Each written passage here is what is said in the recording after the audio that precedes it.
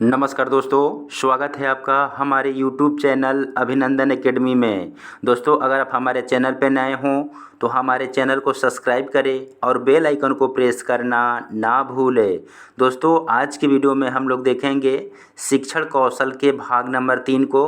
तो दोस्तों, अगर आप भाग 1 और भाग 2 अब तक नहीं देखे हैं तो इस वीडियो के डिस्क्रिप्शन बॉक्स में उस वीडियो का लिंक दिया गया है, वहाँ पे जाके आप देख सकते हैं। तो दोस्तों, आइए क्लास को स्टार्ट करते हैं। क्वेश्चन नंबर फर्स्ट है, 6 से 14 वर्ष के बच्चों को निःशुल्क व अनिवार्य शिक्षा का प्रावधान किस अनुच्छेद में है? काफ़ी इंपॉर्टेंट प्रश्न है दोस्तों।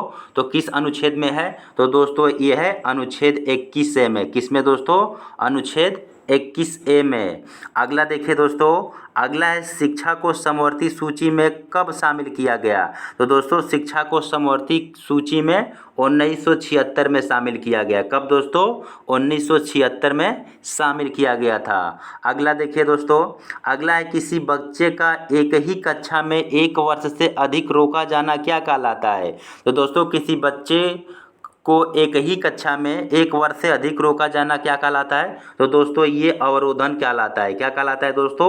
अवरोधन कहलाता है। अगला प्रश्न देखिए दोस्तों, अगला प्रश्न है परिवार शिक्षा का कैसा साधन है? तो दोस्तों, परिवार शिक्षा का अनौपचारिक साधन है। क्या दोस्तों?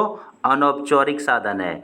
अगला प्रश्न देखिए दोस्तों, अगला प्रश्न है मूल्यांकन के कितने पक्ष होते हैं? तो दोस्तों, मूल्यांकन के 3 पक्ष होते हैं। कितने पक्ष होते हैं दोस्तों?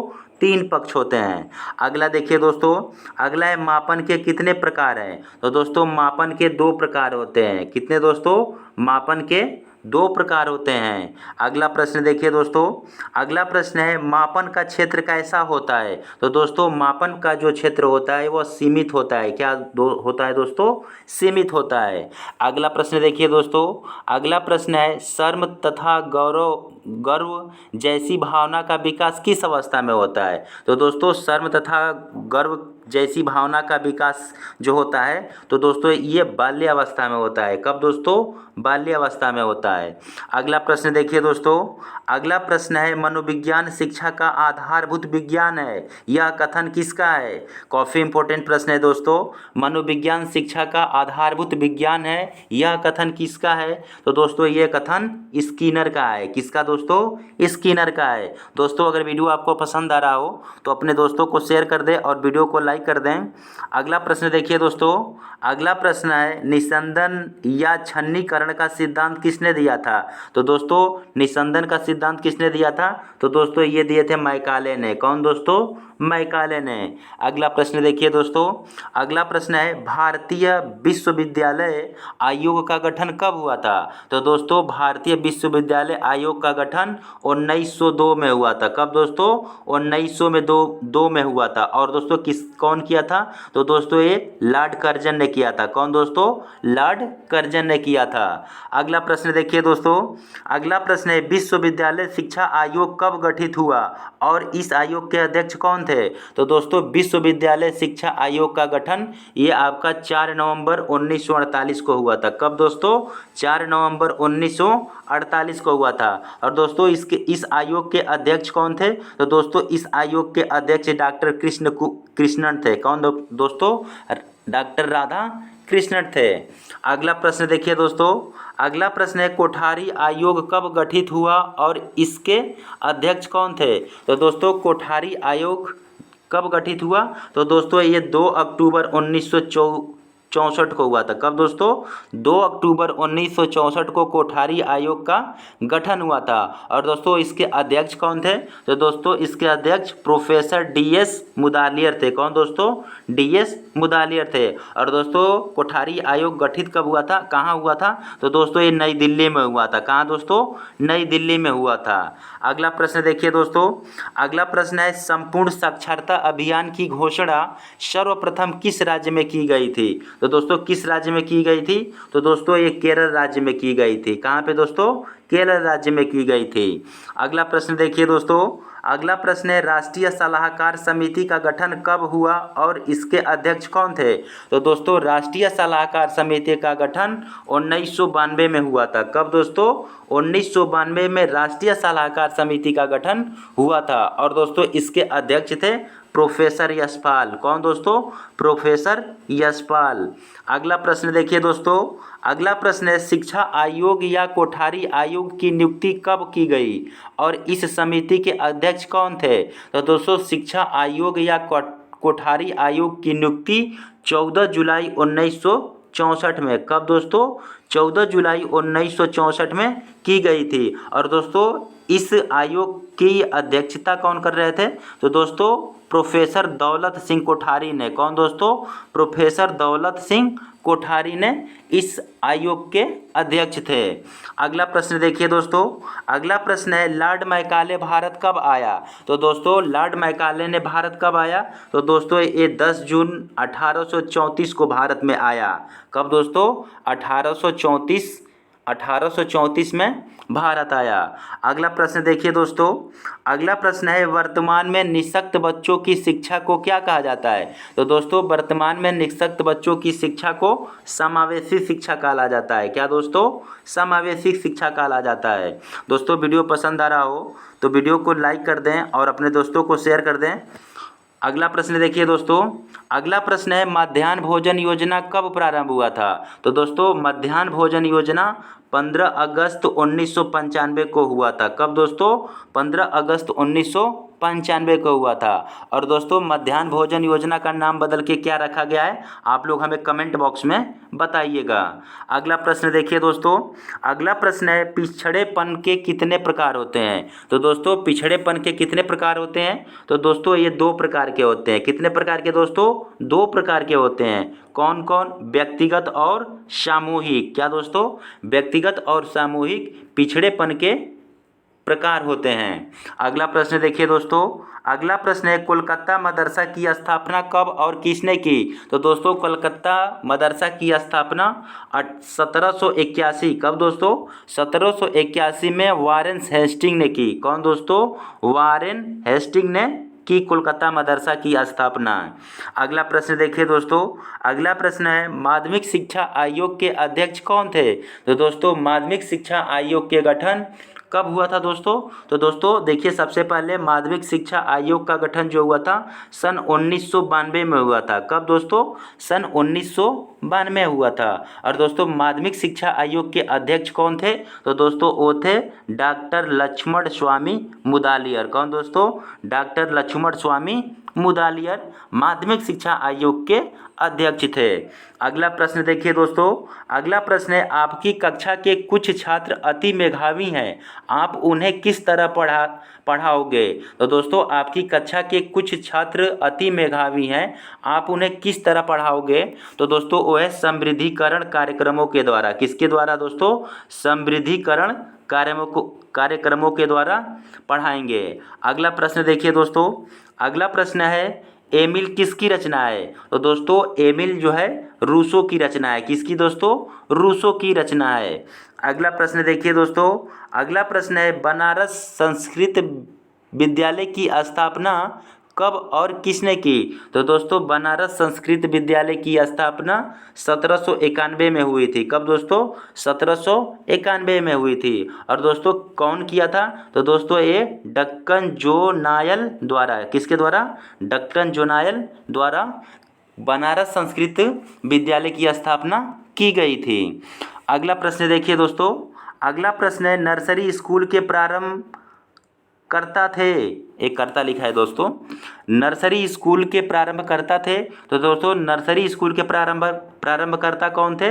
तो दोस्तों ये है फ्रावेल। क्या है दोस्तों? फ्रावेल। और दोस्तों नर्सरी स्कूल को बोलते हैं बाल वाटिका। क्या बोलते हैं दोस्तों? बाल वाटिका।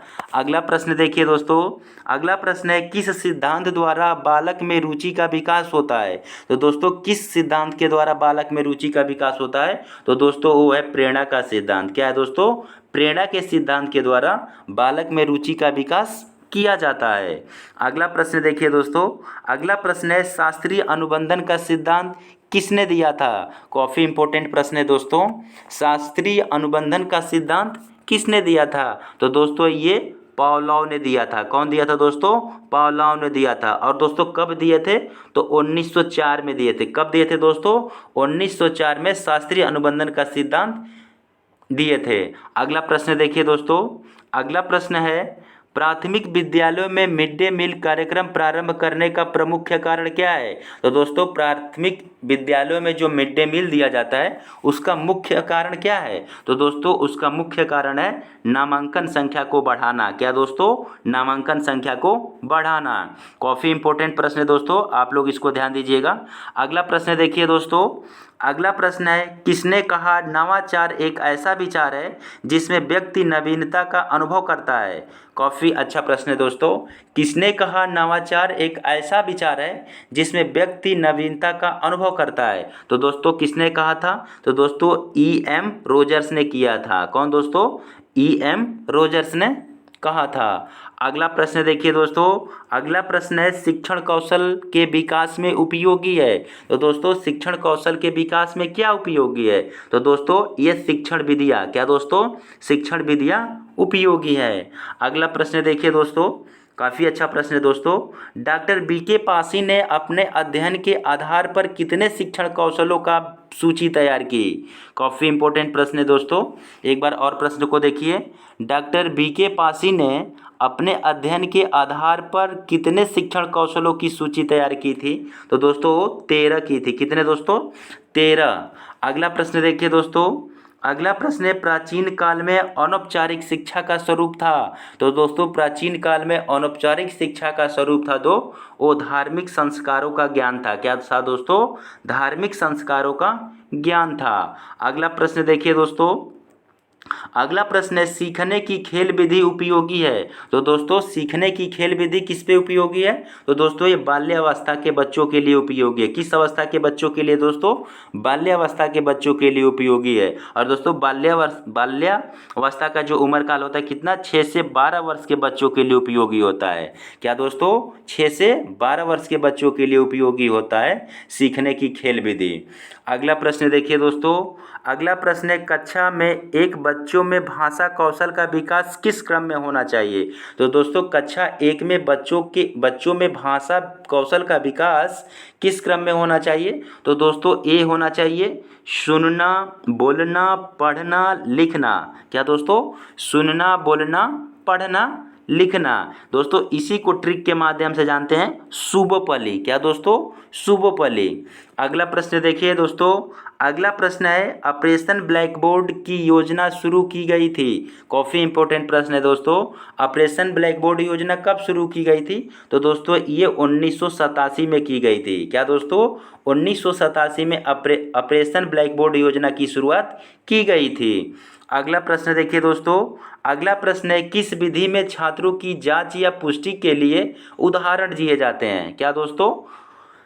किस विधि में छात्रों की जांच या पुष्टि, क्या दोस्तों? जांच या पुष्टि के लिए उदाहरण दिए जाते हैं। तो दोस्तों किस विधि में दिए जाते हैं? तो दोस्तों वो है निगमन विधि में। क्या दोस्तों? निगमन विधि में। और दोस्तों निगमन विधि में क्या किया जाता है? तो दोस्तों निगमन विधि में सबसे पहले नियम को बताया जाता है और उसके बाद उदाहरण को दिया जाता है। अगला प्रश्न देखिए दोस्तों, अगला प्रश्न है किस शिक्षा में बच्चों की छिपी योग्यताओं को उजागर किया जाता है?